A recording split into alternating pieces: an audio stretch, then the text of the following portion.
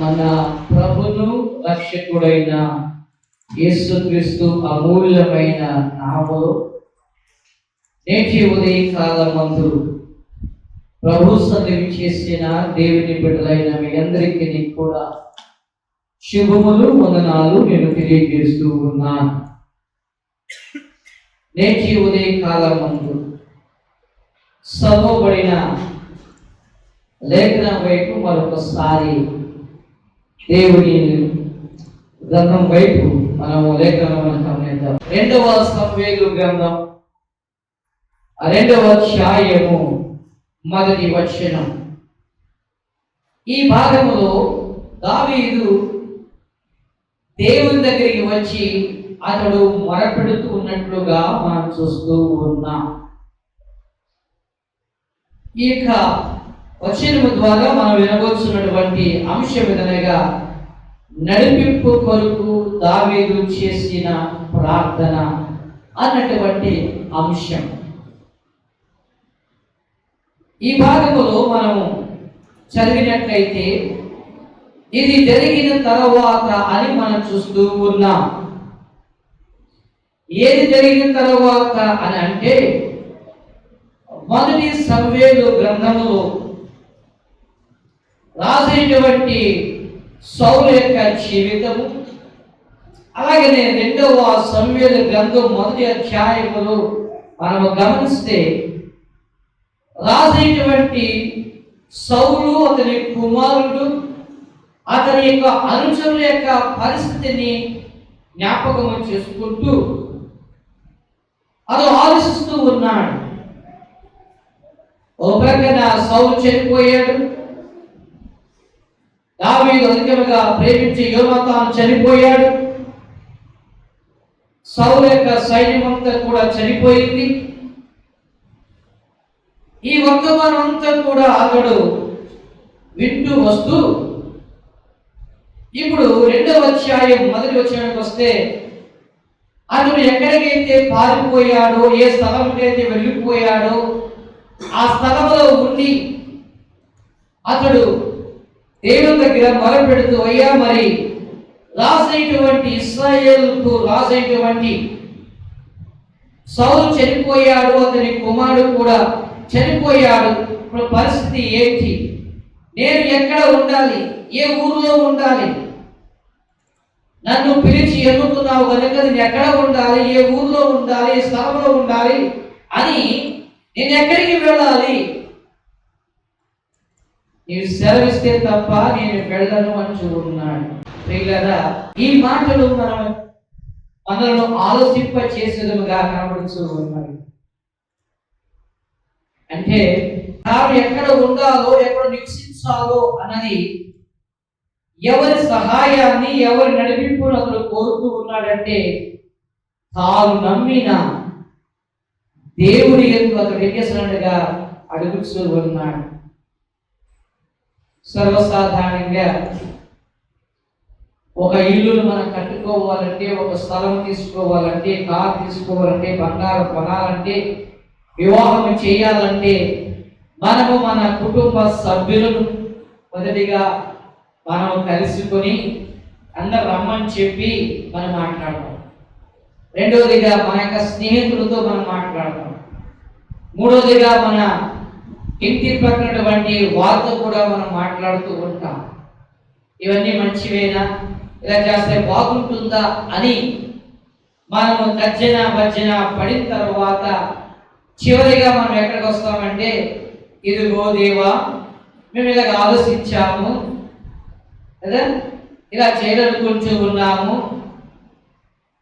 Example, మేము పలానా చోట స్థలం కొనుక్కోవాలనుకుంటూ ఉన్నాం, మా అబ్బాయికి పలానా అమ్మాయికి పలానా అబ్బాయిని ఇవ్వాలనుకుంటూ ఉన్నాం, అయ్యా నేను పలానా కారు కొనుక్కోవాలనుకుంటూ ఉన్నాను, కాబట్టి మాకు అన్ని విషయాల్లో మీరు మాకు సహాయం చేయండి అని అంటూ ఉంటాం. కొన్నిసార్లు పరిస్థితులు మన ప్రార్థనలకు భిన్నముగా జరిగినప్పుడు అప్పుడు అంటాం, ఇది దేవుని చిత్తము కాదు అంటాం. మొదటిగా దేవుని చిత్తాన్ని ఎరగక, మొదటిగా దేవుడికి వచ్చి మనం ప్రార్థన చేయక మన కుటుంబ సభ్యులతో, స్నేహితులతో, బంధువులతో మనం కలిసి మనము నిర్ణయాలు మనం తీసుకున్నప్పుడు అప్పుడు అంటాం, చాలా తప్పని చేశాం, తప్పు నిర్ణయం తీసుకున్నాం అని మనం బాధపడుతూ ఉంటాం యాజ్ ఏ దేవుని బిడ్డలుగా, విశ్వాసులుగా. కానీ ప్రియులారా, దావీదు దేవుని ఎరిగి, దేవుని నమ్ముకొని తన జీవితం కొరకు దేవుని పైన అతడు ఆధారపడ్డాడు. తండ్రి ఇంటిలో ఉన్నాడు, అలాగనే గొలియాతును చంపేశాడు. అక్కడి నుంచి సౌలు దావీదును వెంబడిస్తూ ఉన్నాడు చంపడానికి. కుమారుడు కూడా వెంబడిస్తూ ఉన్నాడు. దేవుని చిత్త ప్రకారముగా ఆయా స్థలంలో ఉంటూ జీవితాన్ని అతడు గడుపుతూ ఉన్నాడు. చివరిగా రాజు అయినటువంటి సౌలు కుమారుడు సాయంతా కూడా చనిపోయేటువంటి వర్తమానం విన్న తర్వాత, ఇప్పుడు నేను ఎక్కడికి వెళ్ళాలి ప్రభువా, నేను ఎక్కడ ఉండాలి, ఎక్కడ నివాసం చేయాలి అన్నప్పుడు దేవుడు చెబున్నాడు, నేను చెప్పే స్థలానికి, నేను చెప్పే ఊరికి నువ్వు ఎప్పుడో నువ్వు వెళ్ళి అక్కడ నీవు నివసించి నీ జీవితాన్ని గడుపు అని దేవుడు సెలవిచ్చాడు. ఈ మాటలలో మనం గమనించవలసినదిగా, దావీదు దేవునిపై అతడు ఆధారపడి దేవుని నడిపింపు కొరకే అతను కనిపెట్టి ప్రార్థించినట్లుగా, అడిగినట్లుగా మనం చూస్తూ ఉన్నాం. దావీదు గొర్రెల కాపరిగా ఉన్నప్పుడు వ్యక్తి అనుభవాన్ని కలిగి ఉన్నాడు. అలాగనే గొప్ప సంగీత విద్వాంసకుడు అతడు. మంచిగా వాద్యాలు వాయించి దేవుని ఆనందపరిచే గొప్ప భక్తుడు అతడు. అలాగనే యూదా రాజ్యానికి, ఇశ్రాయేలు రాజ్యానికి, సమైక్య రాజ్యానికి అతడు రెండవ రాజుగా దేవుడు నియమితం చేసి రాజుగా వచ్చినట్లుగా మనం చూస్తూ ఉన్నాం. ఆ రాజ్య పరిపాలనలో కూడా దేవుని యొక్క అనుభవాలను, దేవుని యొక్క నడిపింపును కోరినటువంటి వాడిగా ఉన్నట్లుగా మనం చూస్తూ ఉన్నాం.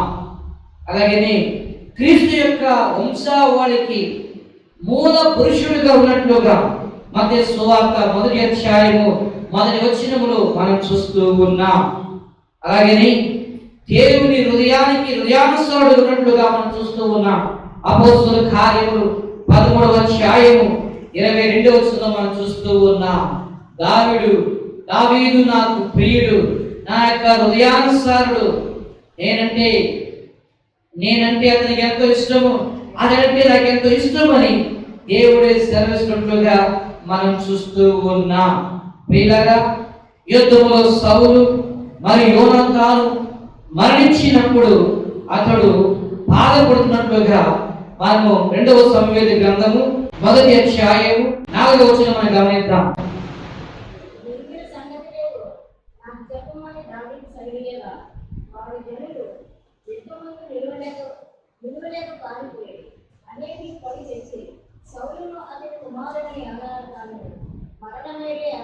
ఇక్కడ మనం గమనిస్తే సౌలును అతని కుమారుడైన యోనాతాను కూడా మరణించాడు. వీరిని బట్టి దావీదు ఏం చేస్తున్నాడంటే ఆయన చాలా దుఃఖపడుతూ ఉన్నాడని ఇక 2వ సమూయేలు గ్రంథము 11వ అధ్యాయం 2వ సమూయేలు గ్రంథము 1వ అధ్యాయము 11 నుండి 16 వచనాల వరకు మనం గమనిస్తే అతడు బట్టలు చెప్పుకొని, దావీదు దగ్గరటువంటి ప్రజలు కూడా బట్టలు చెప్పుకొని వారు ఏడ్చినట్లుగా, దుఃఖించినట్లుగా, బాధపడినట్లుగా ఈ విషయాలను దేవుని దగ్గరికి తీసుకొచ్చి అతడు మొదలుపెట్టి ఏడుస్తున్నట్లుగా మనం చూస్తూ ఉన్నాం. అయ్యా, సౌలు చనిపోయాడు, నదిగా ప్రేమించి యోనాతాను కూడా చనిపోయాడయ్యా అని వారి ఇరువురి యొక్క మంచితనాన్ని దావీదు దేవుని దగ్గరికి తీసుకువచ్చి, అయ్యా యుద్ధంలో మీరు మరణించారయ్యా అని చెప్తూ వారి కోసం మరి దావీదు విలపించినట్లుగా, ఆయన ఏడ్చినట్లుగా మన ఈ భాగంలో మనం చూస్తూ ఉన్నాం. దావీదు యొక్క జీవితంలో ఎన్నో విజయాలు చూడడానికి గల కారణాలు ఏంటి? దావీదు యొక్క జీవితంలో అనేకమైనటువంటి విజయాలు చూడడానికి గల కారణాలు ఏంటి అంటే, మొదటిగా దావీదు గొప్ప ప్రార్థన పరుడు. కీర్తనల గ్రంథము 119వ కీర్తన 164 వచనాన్ని మనం చదువుకుందాం. కీర్తనల గ్రంథము 119వ కీర్తన 164 వచనం. నీ న్యాయ విధులను బట్టి దినమునకు 7 మార్లు నిన్ను నేను స్తుతిస్తూ ఉన్నాను. నీ న్యాయ విధులను బట్టి అనగా మా పితరులకు నీవిచ్చిన న్యాయ విధులు అనగా ఆజ్ఞలు, శాసనాలు, ధర్మశాస్త్ర గ్రంథం నీవిచ్చావు కనుక అవన్నీ కూడా మా పితరులతో నువ్వు మాట్లాడి బోధించి రాయించి భద్రపరిచావు కనుక ఇవన్నీ ఆనాటి కాలంలో ఇశ్రాయేలు ప్రజలకు వారి జీవితంలో న్యాయార్థముగా ఉన్నవి. అంటే ఈ న్యాయ విధులు వాటిని కూడా వారికి ఆశీర్వాదకరముగా ఉన్నవి. కొన్ని సందర్భాల్లో వారు పాటించారు, కొన్ని సందర్భాల్లో వాటిని పాటించలేకపోయారు. అయినప్పటికీ కూడా నీ యొక్క న్యాయాన్ని, నీ యొక్క ఆజ్ఞను, నీ యొక్క చిత్తాన్ని, నీ ప్రేమను, నీ కృపను వారికి చూపుతూ వస్తున్నావు కనుక నీ భక్తుడైనటువంటి లేక నీ కుమారుడైనటువంటి నాకు కూడా ఈ న్యాయ విధులు ఇచ్చావు కనుక దినానికి 7 మార్లు నిన్ను స్తుతిస్తూ నీ సన్నిధిలో నేను ప్రార్థన చేస్తూ ఉన్నాను చెబుతున్నాడు. ప్రియులారా, స్తుతించడం అంటే మనం వంట చేస్తున్నప్పుడు స్తుతించవచ్చు, నడుస్తున్నప్పుడు స్తుతించవచ్చు, నీవు ఇంట్లో ఏ పని చేస్తున్నప్పుడు కూడా నువ్వు స్తుతించవచ్చును, నీవు బైక్ డ్రైవ్ చేస్తున్నప్పుడు కూడా స్తుతించవచ్చును, నీవు డ్యూటీకి వెళుతూ ఉన్నప్పుడు వ్యాన్లో కానీ బస్సులో కానీ కూర్చున్నప్పుడు కూడా నువ్వు స్తుతించవచ్చును, నువ్వు చర్చి నుండి ఇంటికి వెళుతున్నప్పుడు కూడా నువ్వు కారులో వెళ్ళవచ్చు, లేక ఆటోలో వెళ్ళవచ్చు, లేక ఇరుషులో వెళ్ళవచ్చు. నీవు దేవుని నామాన్ని స్తుతిస్తూ వెళ్ళాలి, దేవుని నామాన్ని కనపరుస్తూ వెళ్ళాలి, దేవుని నామాన్ని మనము హెచ్చిస్తూ ఉండాలి. పిల్లలు, అయ్యా నువ్వు ఎంత ప్రేమ కలిగిన దేవుడు అయ్యా, నీ ప్రేమ కొరకే, నీ కృప కొరకే, నీ సంఘాన్ని కొరకే, నీ నడిపింపు కొరకే, నీ ఆదరణ కొరకే నీకు స్తుతులు స్తోత్రాలయ్యా. అందుకని దేవుడి సార్లకు తెలియజేశాడు, మీరు కూర్చున్నప్పుడు, లేచినప్పుడు, నిలబడుతూ ఉండగా మీ కుటుంబాల్లో, మీ ఇంటిలో దేని గురించి మాట్లాడాలంటే దేవుని గురించి, దేవుని లేఖనాల గురించి, ఆయన యొక్క ఔన్నత్యాల గురించి మీరు ప్రతిదినం కూడా మాట్లాడుతూ మీరు ఉండండి అని ఉన్నాడు. అందుకని దావీదు అంటూ ఉన్నాడు, నీ న్యాయ విధులను బట్టి నేను దినమునకు 7 మార్లు స్తుతులు చెల్లిస్తూ ఉన్నాను, ఆరాధిస్తూ ఉన్నాను, నేను కనపరుస్తూ ఉన్నాను. వీళ్ళరా దావీదు రాసిన కీర్తన గ్రంథంలో దాదాపుగా 150 అధ్యాయాలు ఉన్నాయి. ఈ 150 అధ్యాయాలను గమనిస్తే ఆయన ప్రతి అధ్యాయంలో కూడా దేవునికి స్తుతులు చెల్లించే విధముగా ఉన్నట్టుగా మనం చూస్తూ ఉన్నాం. ఆయన స్తుతులు చెల్లించేవాడిగా, ఆయన ఆరాధించేవాడిగా. ఇప్పుడు దేవుని వాక్యం వింటున్నారు కదా, ఇక్కడ కూడా స్తుతులు చెల్లించవచ్చు మనసులలో. ప్రభువానికి స్తోత్రాలయ్యా, మీరు మాట్లాడుతున్న మీకు వందనాలు తండ్రి. ఈ వాక్యం తర్వాత మాట్లాడేది కూడా మనము కూర్చున్న స్థలంలో, వాక్యం వింటున్న స్థలంలో కూడా దేవుని నామాన్ని మనం స్తుతించవచ్చు. ప్రియ దావీదు ఆ విధముగా దేవుని స్తుతించాడు. తన మందను కాసుకుంటూ ఉండగా, అవి మేస్తూ ఉండగా ప్రియులారా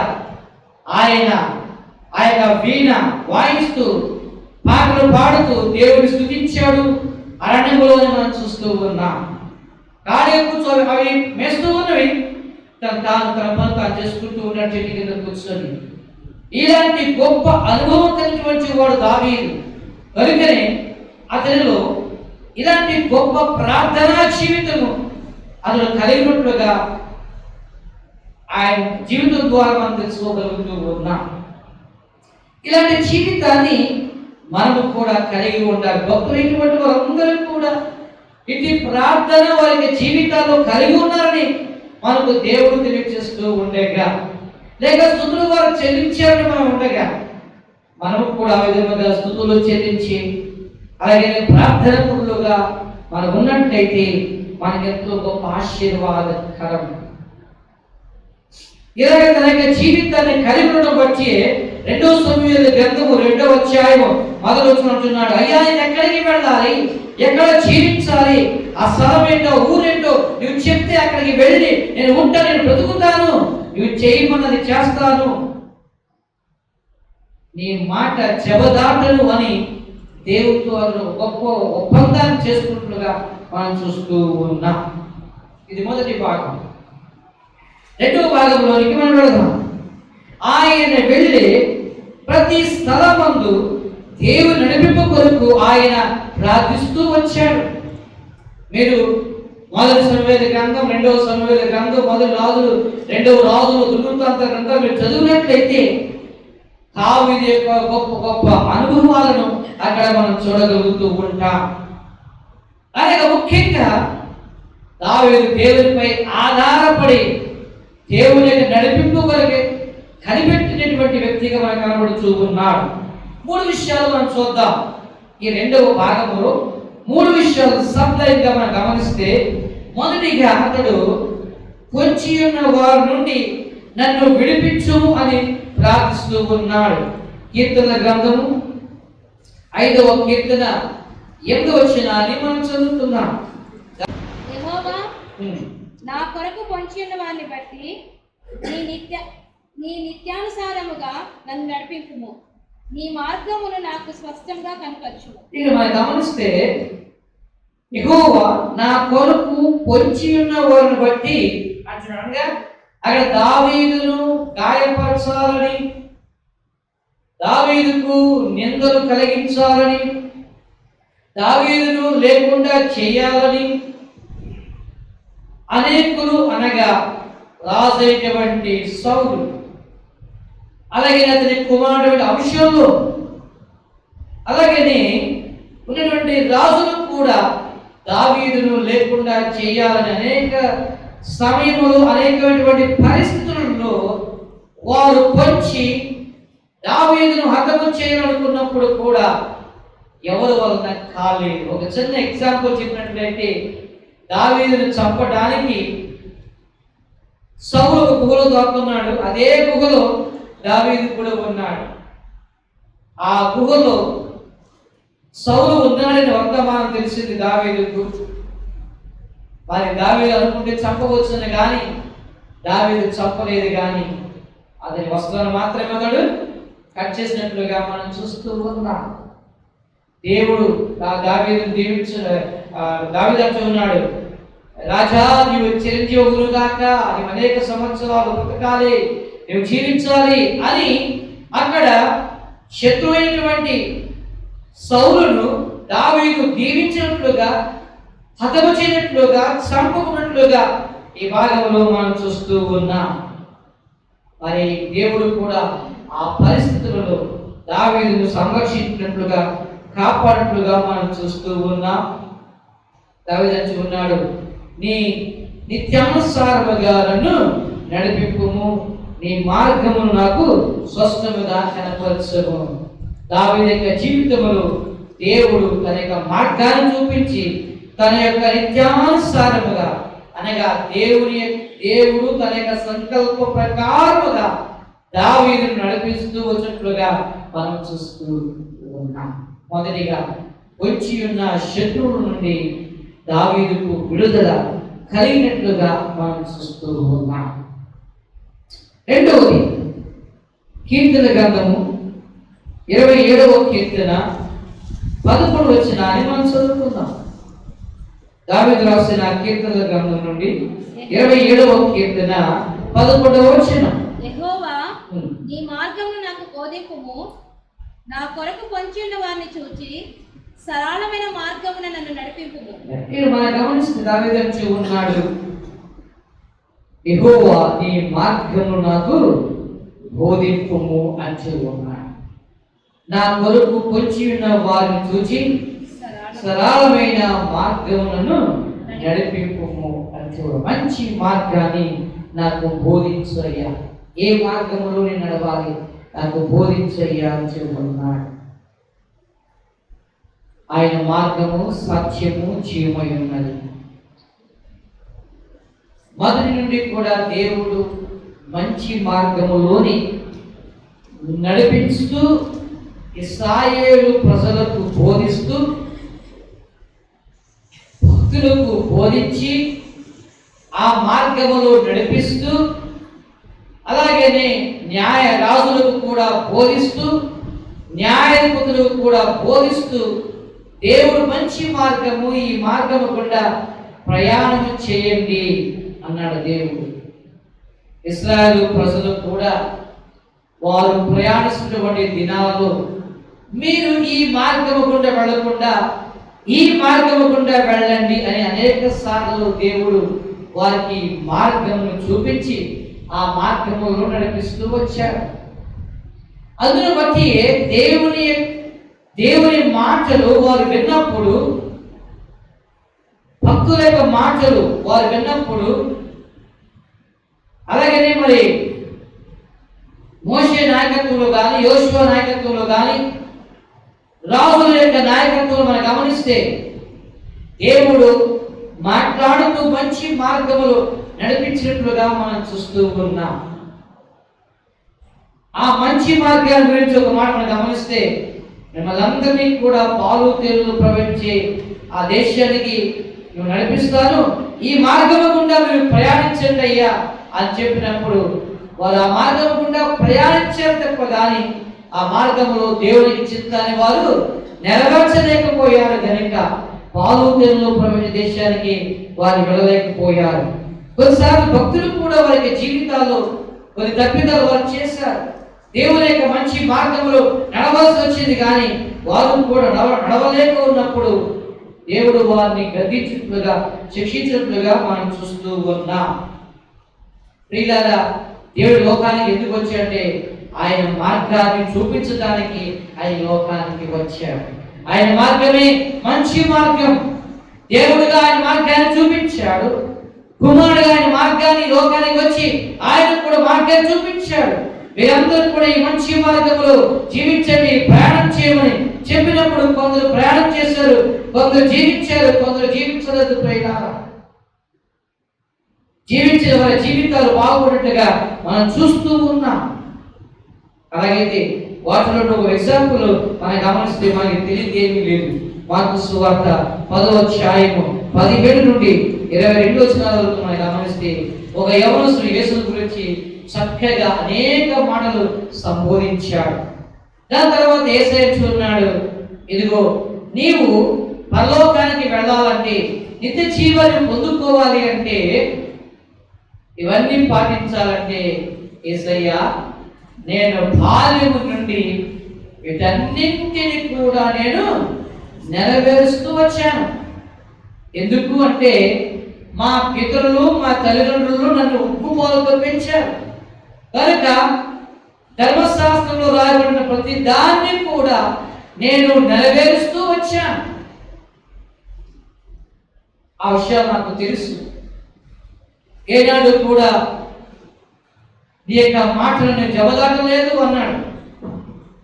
అయితే యేసయ్య అంటున్నాడు, అతని యొక్క అంతరంగ హృదయాలైనటువంటి యేసయ్య అంటున్న మాట, అయితే నీకు ఒకటి కొదువుగా ఉన్నది. యేసు అతన్ని చూసి అతన్ని ప్రేమించి నీకు ఒకటి కొదువుగా ఉన్నది. యేసు అతన్ని చూసి అతని మాటలు చూసి అతన్ని ప్రేమించి నీకు ఒకటి కొదువుగా ఉన్నది, నీకు ఒకటి కొదువుగా ఉన్నది. నీవు వెళ్ళి నీకు కలిగినవన్నీ అమ్మి బీదలకిచ్చి పరలోకమందు నీకు ధనము కలుగుతుంది. నీవు వచ్చి నన్ను వెంబడించమని. అప్పుడు నీ వచ్చి నన్ను వెంబడించు అంటే మొదటిగా ఆ పని చెయ్యి. నేను చెప్పిన పని నువ్వు చేసి, రెండోదిగా నన్ను వెంబడించు. నా మాటలు నేను తెలుసుకున్నాను, నీ మాటలు విన్నాను, నేను ఉబ్బిపాలతో పెంచబడ్డాను కాబట్టి నేను జీవిస్తాను చెప్పుకొచ్చావు కాబట్టి ఆ ప్రకారంగా నీవు చెయ్యి. నా మార్గంలో నువ్వు జీవించు.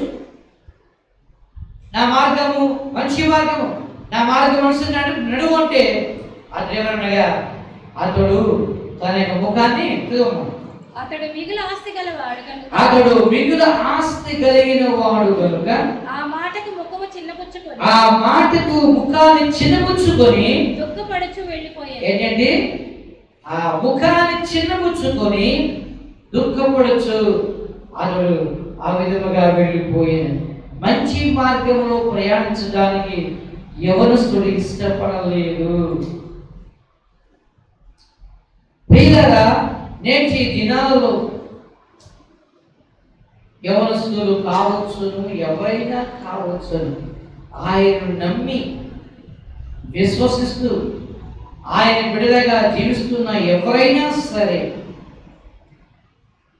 ఆయన మార్గములో ప్రయాణించండి, జీవించండి అని చెప్పినప్పుడు కొన్నిసార్లు ఆయన మార్గాన్ని విడిచి అనుసరిస్తూ వచ్చారు.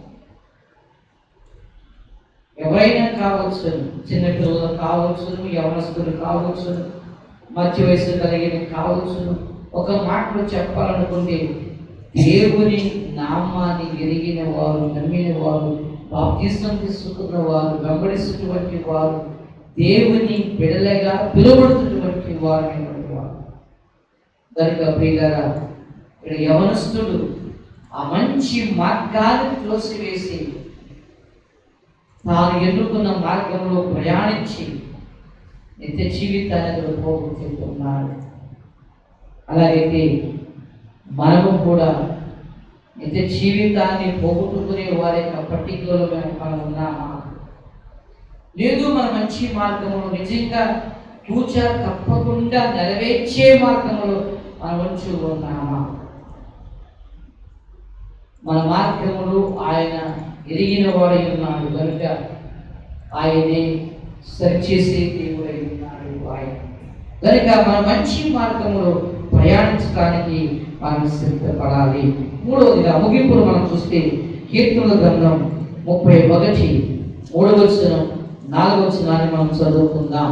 నా కొండ నా కోట నీవే, నీ నామమును బట్టి త్రోవ చూపి నన్ను నడిపించుము. నా ఆశ్రయ దుర్గము నీవే, నన్ను చిక్కించుకున్నటకై శత్రువులు రహస్యముగా ఒట్టిన వలలో నుండి నన్ను తప్పించుము. గమనిస్తే నా కొండ నా కోట నీవే, నీ నామం బట్టి త్రోవ చూపి నన్ను నడిపించు. నీ నామం బట్టి. అందుకున్నాడు యేసయ్య యవనస్తులతో చెప్పాడు, ఈ మార్గములో, ఏ మార్గంలో? యేసయ్య మార్గంలో ఆయన వెళ్ళని దగ్గర దావీదు ఉన్నాడు. నీ నామమును బట్టి త్రోవ చూపి నన్ను నడిపించుము. నా ఆశ్రయ దుర్గము నీవే, నా ఆశ్రయ దుర్గము నీవే ప్రభువా, నీవు తప్ప నాకు ఎవరును లేరు అని అపొస్తలుల కార్యములు 8వ అధ్యాయము 31వ వచనం మనం చదువుకున్నట్లయితే ఈ భాగంలో మనకు ఈ విషయం బాగా తెలుసు. నపుంసకుడు అతడు యెరూషలేముకి దేవుని ఆరాధించడానికి వస్తూ ఉన్నాడు. ఆ సందర్భంలో పరిశుద్ధాత్మ దేవుడు పిలుపుతో మాట్లాడిన తర్వాత పిలుపుకి వెళ్ళి ఆ మార్గం అయ్యా నీతో పాటు రావాలనుకుంటూ ఉన్నాను అన్నాడు. సరే కూర్చోమన్నాడు. కూర్చున్నారు. ఏం చదువుతున్నావు అంటే యెషయా గ్రంథం చదువుతూ ఉన్నాను. నీకు అర్థమవుతుందంటే అక్కడ చెప్పకుండా వాక్యాన్ని మనం చదువుతూ అతడు ఎవడైనను నాకు త్రోవ చూపకుంటే, ఒకడు ఎవడైనను నాకు త్రోవ చూపుకున్నట్లయితే నేను ఎలాగూ గ్రహింపగలను. చాలా ఏంటంటే ఎవడైనా సరే నాకు త్రోవ చూపించుకున్నట్లయితే ఆ త్రోవ, ఆ మార్గం నాకు ఎలా తెలుసు? కనుక నాకు త్రోవ చూపించేవారు ఎవరైనా ఉన్నారంటే ఇదిగో నేను ఉన్నాను అన్నాడు. అక్కడ త్రోవ చూపించాడు, బాప్తిసం తీసుకున్నాడు, దేవుని అంగీకరించుకున్నాడు, దేవుని కోసం జీవించడానికి అతడు సిద్ధపడ్డాడు. కనుక ప్రియులారా, మనకు మార్గాలు చూపించే చూపించడానికి దేవుడు మనకి గ్రంథాన్ని ఇచ్చాడు. మార్గాన్ని చూపించడానికి దేవుడు సేవకుని పెట్టి మార్గాన్ని చూపిస్తూ ఉన్నాడు. దేవుడి గ్రంథాన్ని ఇచ్చి నీకు అనేక సందర్భంలో ప్రత్యేకంగా వాక్యం చదువుతున్నప్పుడు ఈ మార్గంలో ప్రయాణించు, ఈ తిన్నని మార్గంలో ప్రయాణించు, ఈ మంచి మార్గంలో ప్రయాణించు అని దేవుడు అనేక సందర్భాల్లో మనతో మాట్లాడుతూ ఉన్నాడు. ఆయన మనకు త్రోవ చూపుతున్నటువంటి దేవుడై ఉన్నాడు. కాబట్టి ప్రియులారా, ఆ త్రోవను మనము ఎదిగిన వారిగా మనం ఉండాలి, వినాలి. ఆయన త్రోవ, ఆయన మార్గము ఆయన దగ్గర మనం కనిపెట్టి మనం అడిగేవారముగా మనం ఉండాలి. మనం మంచి మార్గంలో ఉండడానికి కదా దేవుని యొక్క సంకల్పం, దేవుని ఉద్దేశమైనది. ప్రియులారా, మన కడుపులో పుట్టినటువంటి పిల్లలు చెడు మార్గంలో ప్రయాణిస్తూ ఉన్నప్పుడు మనం అంటాం, ఒరే మంచి మార్గంలో ప్రయాణించండిరా, ఇలాగే వెళ్ళండిరా, ఇలా జీవించండిరా అని చెప్తూ ఉంటాం. మనం చెప్తూ ఉంటాం. మన పూర్వీకులు, మన తల్లిదండ్రులు, తాతలు కూడా చెప్తూ వస్తున్నటువంటి మాటలే మన మన మన పిల్లలకు కూడా, మన కొడుకున్నటువంటి పిల్లలకు కూడా వారు మార్గం తగ్గిపోతూ ఉన్నారంటే మనం హెచ్చరిస్తాం, ఖండిస్తాం, దిద్దుతాం వాళ్ళని. మన పిల్లల కొరకే మనం ఆరాటపడుతున్నట్లయితే ఆత్మీయ జీవితంలో తన పోలికలు ఆదిలోనే మనం సృష్టించుకున్నాడు కదా గొప్ప తండ్రి. ఆయనకి ఎంత బాధపడతాడో ఒకసారి మనము ఆలోచించవలసిన విషయం ఇది. మన కొడుకున పుట్టిన పిల్లలు మన మాట వినకపోతే, మార్గం తగ్గిపోతే ఏడుస్తాం, కన్నీళ్ళు పెట్టుకుంటాం, మనం ప్రార్థన చేస్తాం పిల్లల కొరకు. వ్యక్తిగతంగా నేను అనగా భర్త కావచ్చు, భార్య కావచ్చు, మనం తప్పిపోతూ ఉన్నట్లయితే మరి మన కోసం ఎవరు ప్రార్థన చేస్తారు? మన కోసం ఎవరు మొరపెడతారు? మన కోసం మనం మొరపెట్టుకోవాలి. మన కోసం దేవుడు మనంగా యేసు ప్రభు తండ్రి ఆయన మొరపెట్టి దేవుడై ఉన్నాడు. మంచి త్రోవను చూపించి మార్గం ప్రభు నాకు చూపించమని మనం అడుగుతాం. ప్రియులారా, ఇన్ని విషయాల గురించి, దావీదు గురించి మనం చూస్తూ భక్తుల యొక్క జీవితాల గురించి మనం చూస్తున్నట్లయితే భక్తులైన వారు వారి యొక్క జీవితాల్లో ఇబ్బందులు పడలేదంటారా? ప్రియులారా, వారు దేవుని మార్గంలో ఉన్నప్పటికీ కూడా ఇబ్బందులు పడ్డారు. దేవుని మార్గంలో దేవుని చిత్త ప్రకారంగా జీవిస్తున్నప్పటికీ కూడా వారికి జీవితాల్లో మార్గంలో అనేకమైన కష్టాలు వచ్చినప్పుడు దేవుడు వారిని తప్పించలేదా? ఎగ్జాంపుల్ బైబిల్లో ఎంతో మంది మనం గమనించవచ్చు, చెప్పుకుంటూ పోయే కొలది. అబ్రహాముకు దేవుడు సహాయం చేయలేదా? ఇస్సాకు సహాయం చేయలేదా? యాకోబుకు సహాయం చేయలేదా? యోసేపుకు సహాయం చేయలేదా? దానియేలు, షద్రకు, మేషకు, అబేద్నెగో వారికి చేయలేదా? రాజులకు చేయలేదా? ఇలాగే చెప్పుకుని పోయే కొలది దేవుని యందు భయభక్తులు కలిగి ప్రాణాలైనా విడిచిపెట్టడానికి సిద్ధంగా ఉన్నటువంటి వారికి జీవితాల్లో కూడా శ్రమలు వచ్చినప్పుడు దేవుడు వారిని కాపాడలేదా? వారికి తోడుగా లేడా? ఎందుకనగా వారు కూడా దేవుని కొరకు జీవించారు కాబట్టి దేవుడు వారిని తప్పించడానికి సిద్ధపడినట్లుగా మనం చూస్తూ ఉన్నాం. ఇలా ఉంచలేక వారి పట్ల చేసిన ఆశ్చర్య కార్యాలు మన పట్ల చేయలేడా? ఆయన ఖచ్చితంగా చేసే దేవుడు. అందుకనే భక్తులు విధంగా పాట పాడుతున్నారు, నడిపిస్తాడు నా దేవుడు, ఆయన చెయ్యి విడువడు ఎడబాయడు, నా శ్రమలో ఆయనకు తోడు నీడుగా ఉండి నడిపించే దేవుడు ఆయన, నడిపిస్తాడు నా దేవుడు ఆయన. ఈ భక్తుల యొక్క జీవితాలే మనకు ప్రోత్సాహం. ఈ భక్తుల యొక్క జీవితాలే మన జీవితాలు, మన కుటుంబాన్ని భూలోకంలో కట్టబోచూ ఉన్నవి, కట్టుచూ ఉన్నవి నేటి వరకు కూడా ప్రియులారా. అలాగైతే గొప్ప దైవజనుడు ఈ విధముగా వచ్చి ఉన్నాడు. చివరిగా మనం గమనిస్తే పౌలు గారు ఏమంటూ ఉన్నారో మనం చూద్దాం. ఫిలిప్పీ రాసిన పత్రిక 4వ అధ్యాయం 11వ వచనం మనం చదువుకుందాం. నన్ను బలపరచువానియందే నేను సమస్తమును చేయగలను. హల్లెలూయా, హల్లెలూయా. ఏంటండి? నన్ను బలపరిచే వారి యందు నేను సమస్తమును చేయగలుగుతాను. వాళ్ళందరినీ బలపరిచే దేవుడు ఆయన. ఎలా బలపరుస్తాడు? ఈ పరిశుద్ధ గ్రంథంలో రాయబడిన లేఖనాల ప్రకారముగా నువ్వు చదువుతూ ఉండగా నీ శ్రమలలో, నీ ఇరుకుల్లో, నీ ఇబ్బందుల్లో, నీ శ్రమలలో నీకు తోడుగా ఉండి నీతో మాట్లాడి ఆయన మార్గాన్ని చూపుతూ నిన్ను బలపరుస్తాడు. నా కుమారుడా, నీవు స్థితిలో ఉన్నావా? భయపడకు. నా కుమార్తె, నీవు స్థితిలో ఉన్నావా? ఇలాంటి పరిస్థితులను జీవిస్తూ ఉన్నావా? నీవు చింతపడద్దు, దిగులు పడద్దు, కన్నీళ్లు కాల్చవద్దు. నాకు ఎవరు లేరు అనద్దు, అందరూ చేయించారు అనవద్దు, నేను బలపరిచేవారు ఎవరు లేరు అనవద్దు. ఒకవేళ అందరూ నిన్ను బలపరచకపోవచ్చు, అందరూ నిన్ను కృంగదీయవచ్చును, అందరూ నీకు సహాయం చేయకపోవచ్చును, కానీ